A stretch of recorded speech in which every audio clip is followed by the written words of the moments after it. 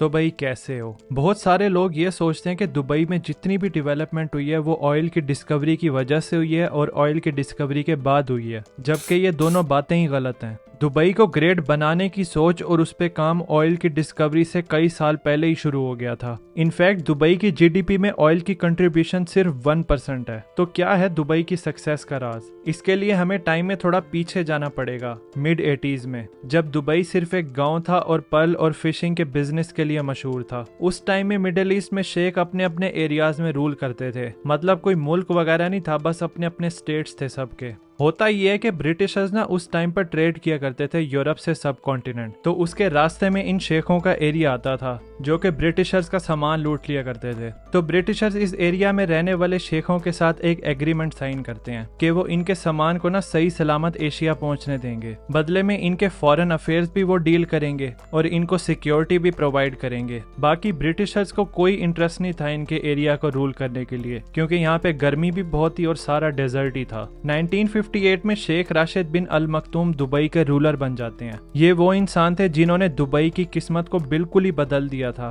और इसको गांव से शहर में कन्वर्ट कर दिया था। शेख राशिद ना यूरोप जाते हैं और वहाँ के इंफ्रास्ट्रक्चर को देखकर ना काफी इंस्पायर होते हैं और वो फैसला करते हैं कि दुबई को ना हम ट्रेडिंग हब बनाएंगे जो कि पूरी दुनिया में मशहूर होगा। इनके दिमाग में जो विजन था दुबई को लेकर वो सिर्फ इन्हीं को ही दिख रहा था, जिसकी वजह से इनको काफी क्रिटिसिज्म का भी सामना करना पड़ता है। शेख राशिद को वैसे ही दुबई की जबरदस्त लोकेशन के बारे में पता था। ये 3 बड़े कॉन्टिनेंट्स के बीच में था, यूरोप, अफ्रीका और एशिया। शेख राशिद ये चाहते थे कि जितनी भी ट्रेड्स इस एरिया में होती है ना वो दुबई से होती भी जाएं, और अगर ये काम वो करने में कामयाब हो जाते हैं तो दुबई की इकोनॉमी बहुत ऊपर चली जाएगी। ट्रेडिंग हब बनाने के लिए सबसे इंपॉर्टेंट चीज थी पोर्ट होना, जिधर बड़े बड़े शिप्स आसानी से आ सकें। दुबई के पास पोर्ट तो था लेकिन वो ज्यादा गहरा नहीं था और उसमें बड़े जहाज तो आ ही नहीं सकते थे। तो शेख राशिद के पास जितना भी पैसा इकट्ठा था वो उसको इस्तेमाल करते हैं और साथ में बड़े लोन्स भी लेते हैं। जो पोर्ट इनके पास होता है वो उसको गहरा करवाते हैं ताकि बड़ी शिप्स इसमें इजीली आ सकें। इसके साथ साथ शेख राशिद ने बाकी पैसा इंफ्रास्ट्रक्चर डेवलपमेंट में लगाना शुरू कर दिया और ये बिल्डिंग्स भी बनाना शुरू कर देते हैं। 1960 में ये दुबई इंटरनेशनल एयरपोर्ट बनवाते हैं और ये जो भी चीजें मैं आपको बता रहा हूँ ना ये ऑयल की डिस्कवरी से पहले की हैं। फिर आता है ईयर 1966 जब दुबई की किस्मत चमक जाती है और वहां पर ऑयल की डिस्कवरी होती है। ये टर्निंग पॉइंट होता है दुबई के लिए। शेख राशिद ने बोला था कि हमारे पास एक अच्छी खबर है और बुरी खबर है। अच्छी खबर यह है कि हमें ऑयल मिल गया है और बुरी खबर यह है कि वो बहुत कम है। तो उन्होंने बड़ी अक्लमंदी से ऑयल के पैसों को कैपिटलाइज किया।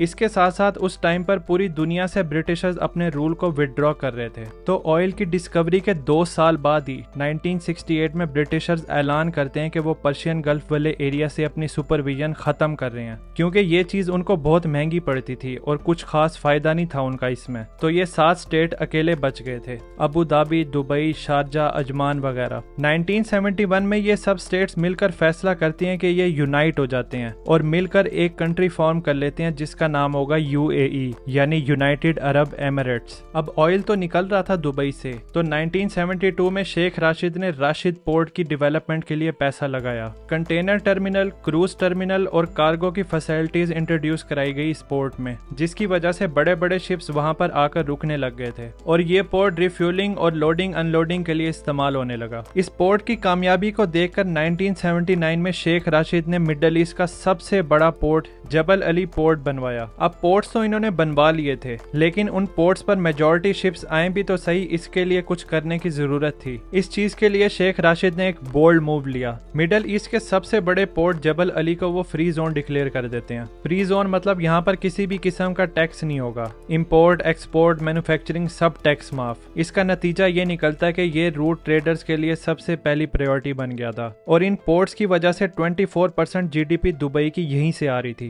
पानी वाले रूट को तो शेख राशिद ने टेक ओवर कर लिया था, अब बारी थी फ्लाइंग रूट की। इसके लिए शेख राशिद ने बड़े बड़े रनवेज बनवाए और अपने एयरपोर्ट को बेहतरीन तरीके से मॉडिफाई किया। जो फ्लाइट्स अमेरिका और यूरोप से एशिया और ऑस्ट्रेलिया के लिए चलती थी उनको बीच में रिफ्यूलिंग पॉइंट चाहिए होता था। इसके लिए कराची एयरपोर्ट काफी मशहूर था उस टाइम पर। लेकिन शेख राशिद ये चाहते थे कि वो कराची एयरपोर्ट से हटकर दुबई की तरफ आ जाए, और दुबई की लोकेशन भी बहुत अच्छी थी। तो एयरपोर्ट को मॉडिफाई करने के बाद दुबई की लोकेशन भी इतनी अच्छी थी, तो आहिस्ता आहिस्ता फ्लाइट्स ना दुबई की तरफ डाइवर्ट होना शुरू हो गई थी। इसके साथ साथ 1985 में एमिरेट्स एयरलाइन को भी लॉन्च किया जाता है। अब क्योंकि ये एयरलाइन दुबई गवर्नमेंट ओन करती थी, तो इन्होंने इस पे खूब पैसा लगाया, नए नए जहाज इन्होंने मंगवाए इसके लिए, और वर्ल्ड क्लास फैसिलिटीज भी प्रोवाइड की, जिसकी वजह से एमिरेट्स भी दुनिया की नंबर 1 फ्लाइट बन गई। उस टाइम पर थोड़े बहुत लोग दुबई में आना शुरू हो गए थे। अब कुछ ऐसा करने की जरूरत थी कि लोग ना सिर्फ दुबई में बार बार आएं, बल्कि इसमें रहें भी। तो लोगों को वहां पर फैसिलिटीज देने की जरूरत थी, तो इन्होंने वहां पर लग्जरियस होटल बनाना शुरू कर दिए थे। लेकिन इशू ये था कि जो लोग दुबई में आ रहे थे वो शिप्स और फ्लाइट के रूट की वजह से आ रहे थे, स्पेशली दुबई को विजिट करने के लिए नहीं आ रहे थे। तो यहाँ पर फैसला लिया जाता है कि दुबई को टूरिज्म हब बनाना है, और टूरिस्ट डेस्टिनेशन बनाने के लिए दुबई में वो चीजें बनाने की जरूरत थी जो कि पूरी दुनिया में लोगों को कहीं भी ना मिले, क्योंकि इनको पता था कि छोटे मोटे अगर प्रोजेक्ट्स हमने किए तो दुनिया का ध्यान इधर नहीं जाएगा, इसके लिए बड़े और मेगा प्रोजेक्ट्स ही करने पड़ेंगे। तो दुनिया भर में जो यूनिक और अट्रैक्टिव चीजें थी ना, वो दुबई में बनाना चाह रहे थे बड़े स्केल पर। 1999 में बुर्ज अल अरब होटल को बनवाया गया। ये अपने टाइम का इकलौता 7 स्टार होटल था जो पानी के ऊपर बनाया गया था। इस होटल में लग्जरियस एक्सपीरियंस था लोगों के लिए, प्राइवेट बीच वगैरह और बहुत कुछ। इसकी वजह से ना लोगों का ध्यान थोड़ा दुबई की तरफ डाइवर्ट होता है। सेम ईयर 1999 में ना शेख राशिद की डेथ हो जाती है, और उनके बेटे शेख मोहम्मद किंग बनते हैं, जो अपने फादर के ड्रीम को आगे लेकर चलते हैं सेम डेडिकेशन और सेम एनर्जी के साथ। इन्होंने 1999 में एमिरेट्स टावर बनवाए। ये ट्विन स्काई स्क्रैपर्स थे। 2001 में artificial island the palm Jumeirah, जिसके बारे में लोग सोच भी नहीं सकते, उसको बनवाना शुरू कर दिया। ये पानी के ऊपर एक आर्टिफिशियल आइलैंड था जिस पर लग्जरियस रिजॉर्ट और रेजिडेंशियल एरियाज थे। 2006 में पाम जुमेरा बनकर तैयार होता है। इसके साथ साथ सेम ईयर 2006 में दुबई मेरीना भी कंप्लीट होता है। 2010 में दुनिया की सबसे ऊंची बिल्डिंग बुर्ज खलीफा को इन्होंने कंप्लीट किया। इस पूरी बिल्डिंग पर मैंने बड़ी इंटरेस्टिंग वीडियो बनाई है, वो भी आप चेक करिएगा। ये बिल्डिंग आज भी दुनिया की सबसे ऊंची बिल्डिंग है, जिसका रिकॉर्ड आज तक कोई भी नहीं तोड़ पाया। बुर्ज खलीफा को बनाना इतना सक्सेसफुल रहा था कि दुबई के बारे में जो भी सोचता है उसके दिमाग में बुर्ज खलीफा जरूर आता है। दुनिया की सबसे ऊंची बिल्डिंग के साथ साथ दुनिया का सबसे बड़ा मॉल भी दुबई के अंदर है, दुबई मॉल। इसका साइज 12 मिलियन स्क्वायर फीट है।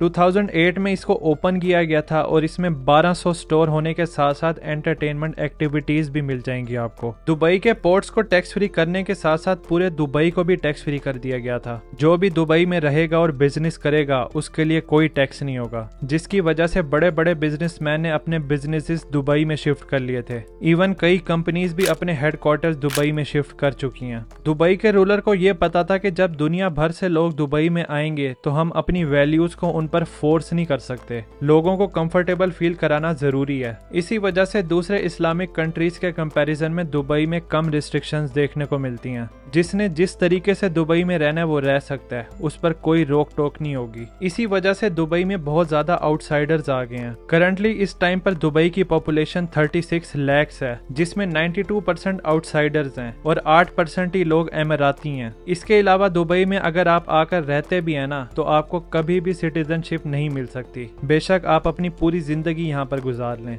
दुबई वाले अपनी रेस को ना प्योर रखना चाहते हैं, और सिर्फ एमिराती और उनके बच्चों को ही सिटीजनशिप मिलती है। अगर कोई आउटसाइडर एमिराती लड़की से शादी करता है तो उसको कभी भी सिटीजनशिप नहीं मिलेगी, लेकिन अगर एमिराती लड़का किसी आउटसाइडर लड़की के साथ शादी करता है तो 7 से 10 साल के बाद लड़की को सिटीजनशिप मिल जाएगी। कुछ रेयर केसेस हैं जिधर आउटसाइडर को भी सिटीजनशिप मिल जाती है, जैसे कोई एक्सपीरियंस्ड आर्टिस्ट हो या कोई इन्वेस्टर हो जिसने मिलियंस ऑफ डॉलर्स ना इन्वेस्ट किए हो दुबई की इकोनॉमी में। सिटीजनशिप तो इनको मिल जाएगी, लेकिन वोट का राइट फिर भी नहीं मिलेगा। तो ओवरऑल दुबई को देखा जाए तो दुबई फुल ऑफ अपॉर्चुनिटीज है। दुनिया की हॉटेस्ट रियल एस्टेट मार्केट भी यहाँ पे है, और एक हाई स्टैंडर्ड ऑफ लिविंग ये ऑफर करता है। यकीन नहीं होता कि एक रेत से भरा डेजर्ट सिर्फ 35 सालों में राइट लीडरशिप की मदद से पूरी दुनिया में अपना नाम बना चुका है, जिधर दूसरे मुल्कों को सदियां लग गई थी डेवलप होने में। बुर्ज खलीफा के बारे में अगर जानना कि आज तक कोई इसका रिकॉर्ड क्यों नहीं तोड़ पाया, यहाँ से देख सकते हैं। तो फिर मिलते हैं बुर्ज खलीफा के टॉप पर। Thanks for watching.